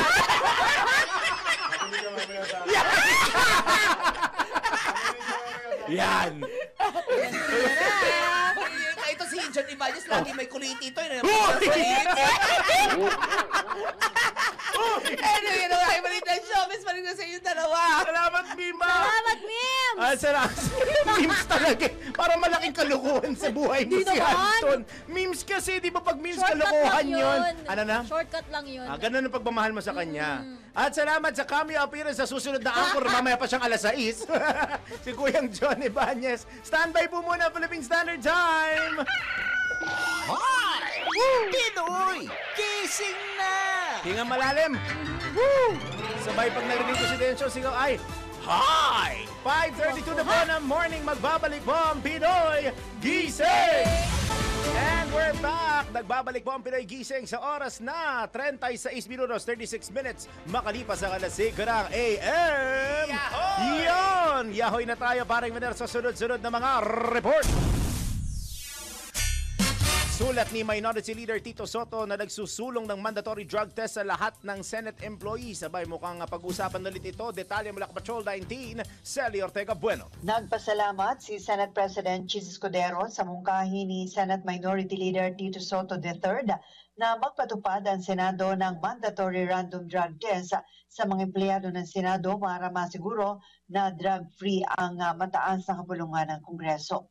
Ayon kay Escudero, sasagutin niya ang liham ni Soto sa naturang suwestyon kung saan ay ibibigay nila ang mga pangyayari o yung incident report at mga naging aksyon ukol sa sinasabing stop ng tanggapan ni Senator Robin Padilla na pinaghinalaang gumamit ng marijuana sa Senado. Nagpahayag ng pangamba ang ilang senador sa naturang balita at nagsabi na nakakahiya kung totoo na may nagmamarijuana sa loob ng Senado. Kaya sumulat si Soto kay Escudero na nananawagan para sa pagsagawa ng mandatory random drug test. Nagpasya naman Senator Juan Miguel Zubiri na magpa-drug test ngayong araw kasama ang lahat ng kanyang staff. Gate ni Zubiri, dapat na silang mga lawmaker ay nagpapakita ng ehemplo kung saan hindi sila dapat maging lawbreaker. Ito sa Patrol 19, Sally Ortega Bueno para sa impilang metodong naka sa DWIC Nagbabalita ng tama, naglilingkod ng tama. Kapag may bagong balita, naka-on air, agad-agad, DWIZ Patrol Report! Sa ganap na 5:38 in the morning, tanggap po tayo o ronda po tayo sa probinsya. Isabela PPO matagumpay sa lingguhang operasyon laban sa krimen. Detalye kunin natin kay Ronald Domingo. Muling nagsagawa ng matagumpay na operasyon ang Isabela Police Provincial Office sa pamuno ni Police Colonel Lee Allen D. Bauding mula Agosto 8 hanggang Agosto 14 sa buwang kasalukuyan. Katuwang ang iba't ibang unit, nakapagtala sila ng mahahalagang tagumpay laban sa kriminalidad sa lalawigan. Sa kampanya laban sa mga wanted person, naaresto ang 23 katao, kabilang ang 3 most wanted list. Umabot naman sa 22 na armas ang nakumpiska o isinuko sa kampanya kontra illegal na baril. Isa ring miyembro ng NPA at 6 na taga-suporta ng CTG ang voluntaryong sumuko sa mga otoridad. Umabot naman sa 2,522 ang nahuling lumabag sa mga lokal na ordinansa, kung saan 1,908 ang pinagmulta at 614 ang pinayuhan at pinaraya matapos ang maayos na nakikipag-ugnayan. Ayon kay Police Colonel Bauding, ang matagumpay na operasyon ay bunga ng pagtutulungan ng pulisya at mamamayan para sa isang ligtas at payapang komunidad. Ito ang Ronda Patrol, Ronald Idol Domingo, nag-uulat at tintilang may tulong lakas, DWIZ. Nagbabalita ng tama, naglilingkod ng tama. Pino Gising! Mula norte, baba tayo ng Calabarzon. NGCP nagkaloob ng 400 food packs para sa mga pamilyang naapektuhan ng pabaha dyan po sa May Laguna. Ba? Good job po iyan. Ha? Alamin natin detalye mula kay Kuyang Arman Cabe. Kuyang Arman, good morning! Good morning, Daryl. Namahagi ng tulong ang National Grid Corporation of the Philippines ng 400 food packs para sa mga residente ng Laguna. Katuwang ang tanggapan ni Governor Sol Aragones. Ayon kay Binibining Joyce Balancio, NGCP Community Relation Officer, ang naturang pamimigay ay bahagi ng corporate social responsibility ng kumpanya sa mga lalawigan sa bansa kung saan may mga pasilidad ang NGCP. Ang bawat food pack ay naglalaman ng 5 kilong bigas at mga dilata na ipamamahagi sa mga pamilyang naapektuhan ng baha noong nagdaang kalamidad. Arman Cambe mula Calabarzon, nag-uulat para sa Impila may todong lakas. DWIZ nagbabalita ng tama, naglilingkod ng tama.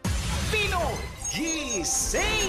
Samantala, Isabela PPO kinilala bilang Best Police Community Affairs and Development Unit sa Region 2. Detalye mula kay Kuyang Ronald Domingo.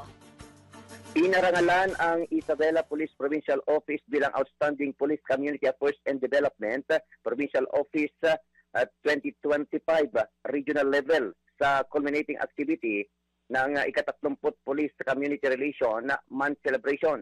Ang selebrasyon na may temang sa bagong Pilipinas, ang gusto ng pulis, ligtas ka ay isinagawa upang higit pang mapatatag ang ugnayan ng pulisya at mamamayan tungo sa kaligtasan at kaayusan ng bansa. Pinangunahan ito ni Director Ramon M. Ranieses, Regional Director ng Napolcom Regional Office 2 bilang paunahing pandangal kasama ni Police Brigadier General Roy D. Parena, Acting Regional Director ng Police Regional Office 2, ang Command Group at Regional Staff na naggawad ng mga pagkilala sa mga natatanging unit at individual. Tinanggap ni Police Colonel Lee Allen D. Bauding, Provincial Director ng Isabela Police Provincial Office, ang parangal para sa Outstanding PICAD Police Provincial Office 2025. Ito ang Ronda Patrol, Ronald Idol Domingo. Nag-uulat pa simpilang may tulong lakas, DWIZ. Nagpabalita ng tama, naglilingkod ng tama. Pino Gising! Ay, baba tayo ulit ng Calabarzon! Isang 6 na taong gulang na batang babae patay sa aksidente sa Cavite. Ama at ina ng bata, critical po ang kalagayan. Nagbabalik si Kuyang Arman Cambe. Patay ang isang 6 na taong gulang na batang babae habang kritikal ang ama at ina nito matapos mabundol ang siyang sa kanilang motorsiklo na isang truck sa kaba ng Governor's Drive, Barangay Bangkal, Carmona City, Cavite kahapon. Kinilala ng mga otoridad ang biktima na si Sofia Cleofe, residente ng Barangay Mabuhay na naturang syudad. Sa investigasyon, binabaybay umano ng mga biktima ang naturang highway ng isang Howo truck ang nawalan ng kontrol at tinumbok ang linya ng motorsiklo. Nakakulong na ngayon ang truck driver sa Carmona City Police Station. Arman kami mula Calabarzon, nag-ulat pa sila may todo lakas. DWIC nagbabalita ng tama, naglilingkod ng tama. Pino Gising! 8 aso natupok ng sunog sa Nueva Vizcaya. Ang detalye alamin natin kay Ronald Domingo. Nasabi ang 8 aso matapos sa tupukin ng apoy ang isang bahay na inupahan sa Purukto, Barangay San Jeronimo, Bagabag, Nueva Vizcaya. Kasama rin nga naabo ang mga paninda ng border para sa kanilang online selling business. Ayon kay Bureau of Fire Protection, Bagabag, nagsimula ang sunog sa isang nakasaksak na electric fan na nakatutok sa isang Shih Tzu na may 7 tuta. Posibleng nag-overheat ang ventilador at pumutok pa ang ilang bombilya dahilan para sa mabilis na kumakalat ang apoy sa lumang bahay na yari sa kahoy. Sinikap ng may-ari na sagipin ang kanyang mga alaga at nailabas lamang ang inang aso. Subalit tumalon umano ito pabalik sa loob ng nasusunog na bahay upang balikan ang mga tuta. Dahilan para sama-sama silang namatay. Agad nakarating ang bumbero, ngunit hindi na nila agad naapula ang malakas na apoy. Nilinaw ng BFP na puno ng tubig ang kanilang fire truck nang dumating sa lugar. At agad naubos ang isang daang o 1,000 galon dahil sa full blast na paggamit. Nagpala rin ang ahensya na huwag patagalin ng sobra ang paggamit ng electric fan at nanawagan ng pagtutulungan ng mga residente sa tuwing may sunog imbes na manood at mag-video lamang. Ito ang Ronda Patrol, Ronald Aiton Domingo, nag-uulat at simpilang may tulong lakas, DWIJ. Nagbabalita ng tama, naglilingkod ng tama. Pino Gising! Salamat sa ating mga reporters sa labas ng himpilan. Philippine Standard Time! Hi! Huy! Pinoy! Gising na! Huy! Gising! 15 minutos na naman po bago mag-alas 6 in the morning. Magbabalik po ang Pinoy Gising! Pino And we're so back! Wow! Masasya naman, hey, we're so back! Pero tuloy-tuloy pa rin po ang balitaan natin. Ito na nga, naglabas na ng opisyal na pahayag si Nueva Ecija Governor Aurelio Umali hinggil sa desisyon ng Office of the Ombudsman na suspindihin siya ng 1 year without pay kaugnay sa kinakaharap na kasong administratibo. Ayon sa gobernador, nirerespeto niya ang legal process ngunit nilinaw nito na hindi kinasasangkutan ng anumang criminal charges sa issue ng corruption, theft o wrongdoing ang kanyang kaso. Iginiit din ng gobernador na politically motivated ang reklamong inihain laban sa kanya. Gayong kilala ang nagsampa nito bilang isang perennial complainant at kasalukuyang naninilbihan bilang security aide ng isa sa kanyang political rivals na may intensyong tumakbo sa pagkagobernador sa susunod na halalan. Sa kasalukuyan, nagsumite na ang gobernador ng motion for reconsideration at nangakong ipagpapatuloy ang pagsunod sa legal process dahil naniniwalaan niya ito sa katotohanan at hustisya. Tiniyak din ng gobernador sa kanyang nasasakupan na hindi nito aatrasan ang kinakaharap na kaso at patuloy pa rin ito nga maninilbihan at ipagtataguyod ang mga programa para sa mga Novo Ecijanos. Pino Gising! Inihahanda na ng Bureau of Immigration o BI ang deportation proceedings laban sa Amerikanong pastor na inaakusahan ng pang-aabuso sa nasa 160 bata sa Pampanga. Ayon kay Immigration Commissioner Joel Anthony Viado, ang isasagawang proceeding laban sa 48 anyos na American national na si Jeremy Ferguson ay bahagi ng #ShieldKids campaign na layong protektahan ng mga bata mula sa exploitation at pang-aabuso ng mga dayuhan. Ba nagulat ako yung translation ng exploitation. Nabatid na naaresto ni Ferguson ng naaresto si Ferguson ng Philippine National Police at ng Pampanga Police Provincial Office Women's and Children's Protection Desk dahil sa ulat na inaabuso at nagtatamo ng sugat ang mga minor de edad na nasa kustodiyan ng pinamamahalaang religious organization ni Ferguson sa Mexico, Pampanga. Hindi Mexico City ha, Mexico, Pampanga. Alinsunod naman sa inihahandang kaso sa direktiba ni Pangulong Ferdinand Marcos Jr. na tiyakin ang kaligtasan at proteksyon ng mga most vulnerable sectors sa bansa tulad ng kabataan. Pinoy Gising! Mga balitang dapat alam mo kahit sa labas ng bansa. DWIZ Balita sa Ibang Bansa. Higit 1 milyong Afghan ang napilitang bumalik sa Afghanistan matapos paalisin mula sa Iran at Pakistan. Batay sa datos ng International Organization for Migration, 700,000 sa mga lumikas ay mula sa Iran. Tinatayang 2 milyon sa 6 na milyong Afghan at sa Iran ay walang legal na dokumento. Kaya naman inatasan ng mga ito na bumalik na sa kanilang bansa. Habang sa Pakistan naman, nag-anunsyo na hindi na palalawigin ang proof of registration cards ng mga Afghan refugee. Kaya naman pinagmamadali na rin silang umalis.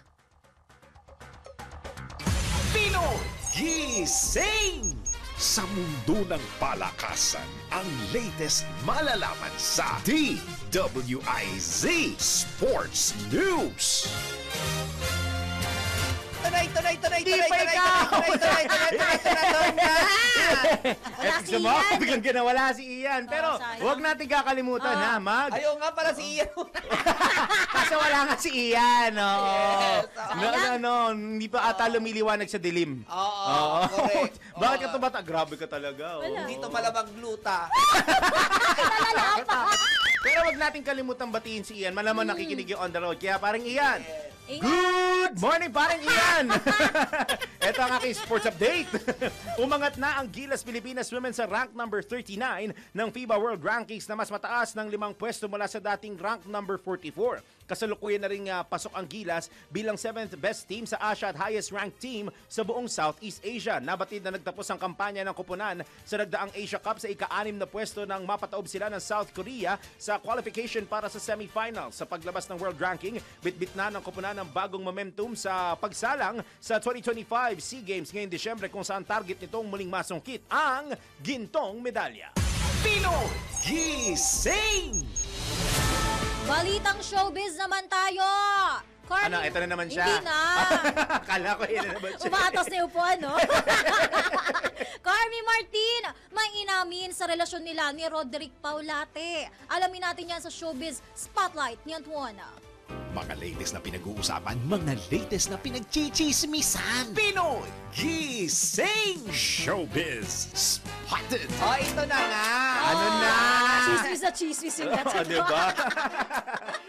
Inamin itong si Carmi Martin na wala silang naging relasyon nitong si Roderick Paulate. Malinaw, Ayon dito kay Carmi Martin, more than pa raw sa mag-asawa ang kanilang relasyon nitong si Roderick. Dahil dito niya raw nakita ang kanyang soul. Sabi niya ganon. Soul friend, sabi niya ganon. Soulmate, sabi niya, dito kay Roderick, sabi niya ganon. Kaya't wala talaga never talaga sila nagkaroon ng relasyon na dalawa kahit na matagal sila nagsama sa isang variety show, yung Dick and Carmi. Oh, okay. I've heard that. Yeah. Dick and Carmi. Kasi Roderick kaya Dick, di ba? Parang si Dick Gordon. Oh, yes. Dick, pasok! Ayan, biglang. Yeah. Bakit? Grabe ka, Gia. Yan ka na naman. Wala. Ayun naman talaga. Tama. Kapag ini-interview kapag nagiging si Dick Gordon. Okay, Senator Dick, pasok! Di ba? Sige. Tawa. Bala ka dyan. Ayun din kay Carmi, forever na siyang single. Dahil sa trauma niya sa mga lalaki. Kaya sabi niya gano'n, pinagkaloob na lamang daw niya ang kanyang sarili sa Panginoon at done, as in tapos na siya sa mga lalaki. Sabi niya gano'n. Kaya pala siya, yung hanggang ngayon, di ba yung mukha niya hindi nagbago, batang-bata pa rin. Yes. Dahil yung ipinagkalob na niya sa Panginoon ang kanyang sarili. Kaya hindi siyang bata. Ayan. Anyway, na po aking balitang showbiz at balik na sa inyo dalawa. Salamat, Nima. Salamat, Kim Memes. Oy, meron tayo oras kaya ito mag-attendance check na tayo. Ang attendance check natin meron tayong ngayong 17 million viewers. Wow! Oo, sagana. Kasi may Taas, liwanag daw sa dilim dito. Oo. Ayan, unahin na natin. Uy, si Mama Erna! Ang aga! Good morning, Mama Erna. Ang aga. Si Mama Susan Jeronimo, good Mama morning Sua! din. No, ay, ito pwede sa'yo to, Gia. Ano, Si sino Ian yan? Adon na upholstery. Ayan, si Upholstery. Oo, gagawa tayo ng upholstery, Kaya ha? nga, Oo, ito sama nga, ka sa intindi ko amin. eh. Oo, Sige. ikaw din magbenta. Pwede ba ako dyan mag-aral? Oo, di ba? Yun ang gusto Oo, natin nila, gusto Larmaine. talaga mag-aral ng upholstery. Para mapakinabangan at mapagkakitahan na rin. Tama naman. Oo, magtuturo sa amin Kasi yung ano. para mailabas ko aking mga creative juices. Ay, wow! Juices! Ano na naman? Sumasakit ulo mo? Oo, masakit. Sumasakit ang ulo? Ayun. Hindi ko siya kaya, umaga pa lang. Sige, Kuyang Nelson Malinaw. Good morning. Malinaw, Si Kuyang hindi Nelson. malabot. Oo, basta very clear. Yes. At ang mahilig sa vegetables, si Kuyang Tristan Wyatt. Yes. Penging gulay. Always present. Ay, ito na iyong Papa JM Bacunya. Papa Jim. Dapat sinasurvey ito talaga ito, Gia. Number 1 radio news program. Wow! Plastic ka with number 1 pogi host, Boss Daryl. Ganun din. Pinuri na nga nagalit pa. Miss Gia, ganda life coach. Ayan, diba? Life Oh, coach. ganado ako sa buhay eh. At syempre, sa number 1, Madam Anton, na walang kasing beautiful on Monday. Walang kasing beautiful. Ibisin ko lang katapat. Ayaw tapatan. May kamandag. Yes. Asan yung ano niya, si Yung ano? Batman? Wala nga, si hindi Batman. na natin ha. Mama Elizabeth Kamaing, good morning from Mama Marikina. Elizabeth. Uy, may bago, si Nalia Aishama Francisco. Wow, Nalia. Ang ganda ng pangalan, Nalia. Naila. Parang mga ano. Naila, no? it's Naila. Naila. Even though, no? Ganda. Parang mga ano, Egyptian, Naila. Diba? Good Ay, iba pala yun. morning. Okay, si Kuyang Randy Santisas nakikinig. Papa Rans. Oo, si Narcisa Arifin. Oh, bago. Bago din. Mula sa Baybay Aguilar, Pangasinan. Wow, Mama Narcisa. Sino ba, partner? Christina Cardenas. Ayun. Kamusta, Mama Lods? Christina. Ay, ang ganda naman ng name nito. Olivia Olive. Ay, wow. Oh, wow. Olivia na Olive Olivia pa. Olive. Hindi, inano niya lang yan in English niya lang. Olivia Olive. Para hindi mahirapan sa translation. Correct. Ayan. At Susan Jeronimo Ayan, si Mama ulit. Sue. Mama Sue. Wala si Batman. Wala si Batman. Erayuma na naman ang mga kamay. Hindi makapagpay. At saka hindi nakapag-load ng data. Yes, ng 10 pesos. Oo. Kaya Gia, donatean mo na. Ay, Ayan. ba't ako? Kuripot talaga eh, no? O bago tayo magpaalam, salamat po sa nakikinig. Ito po ang ating patama quote for this morning. Buhay to, hindi competition. Grow at your own pace. Wow. I love it. Growth and maturity. No, sometimes you have to compete. Actually, It will help you grow, actually. Step up your people, game. other people motivated silang mag-grow kapag ka may competition. Correct, oo. At minsan, kailangan din mainggit. Ayan. Oo. Yes, Motivasyon. basta in a nice way. Basta tandaan, pag inggit, Pikit. pikit. Yan na po ang Pinoy-gising on a Monday morning. Kami po niya nakasama, Daryl Justin. Sa ngalan ni Ming Barreto, Gia Rafael po. Pag inggit, pangit. Hindi yan, iba yan. Lagi yan to. Nagbabalita ng tama. Naglilingkod ng tama. Susunod na, ito yung inaabangan mo, umanda ka raw dito. Excuse me, hindi ko sila inaabangan. Sila ang nag-aabang sa akin. Ang ganda. Mamaya paglabas mo dyan, may suntong Para malinaw lang. Okay. Very clear. Gaya ni Nelson Malinaw. Susunod na ang Pasada Balita kasama sina Kuyang Johnny Banyes at Ronasino. Alas 6 na. Good morning. Good morning. Ingat. Tayo ng isigaw, ang sigaw ng sambayanan. Pinoy Gising! Bangon na, tayo na! Dahil ang dami nang nangyari.